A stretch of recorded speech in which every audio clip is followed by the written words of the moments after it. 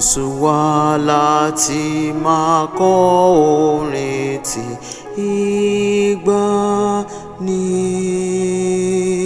Ògo f'Ọlọ́run, hallelujah. A lè fi ìgbàgbọ́ kọrin náà sókè kíkan. Ògo f'Ọlọ́run, hallelujah. Ọmọ Ọlọ́run ni ẹ́, tọ́ láti máa bú sáyọ̀, gbé ọ̀nà ìyè wá sí ọkàn wa ń ṣàfẹ́rí rẹ̀. Nígbò ṣe àòde ààfin ọba wa ológo. Ògo f'Ọlọ́run,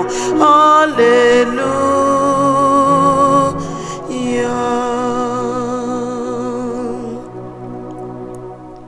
Àwa ń bẹ nínú ibùfẹ́ tó rà wá padà. Ògo f'Ọlọ́run, hallelujah. Àwa yóò fi ìyẹ́ gòkè lọ sókè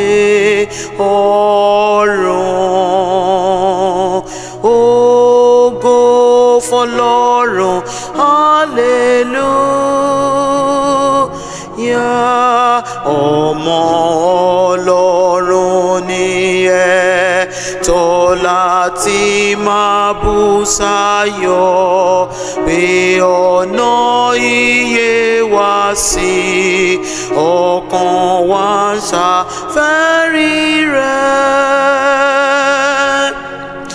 Nígbò ṣe àòde ààfin ọba wa ológo. Ògo f'Ọlọ́run,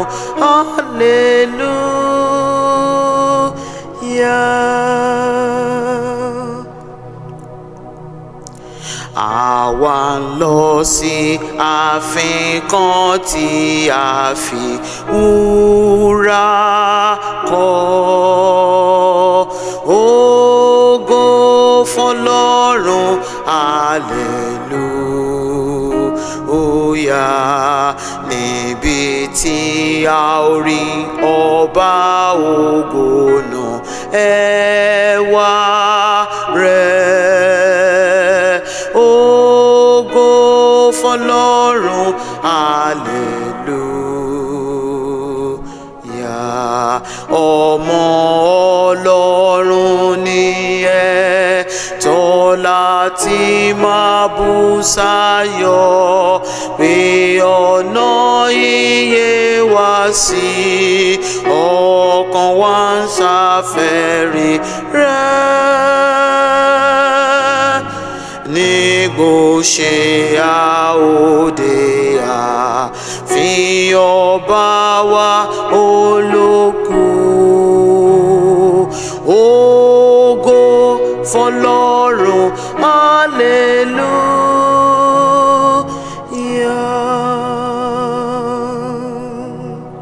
hallelujah. Níbẹ̀ a kọrin títún tànú tó dá wa dé. Ògo f'Ọlọ́run, hallelujah. Níbẹ̀ àwọn àyànfẹ́ yóò kọrin yìn ti Christ. Ògo f'Ọlọ́run, hallelujah. Ọmọ Ọlọ́run ni ẹ́, tọ́ láti máa bú sáyọ̀, gbé ọ̀nà ìyè wá sí sáfẹ́rí rẹ̀. Nígbò ṣe àòde àfihàn ọba wa ológo.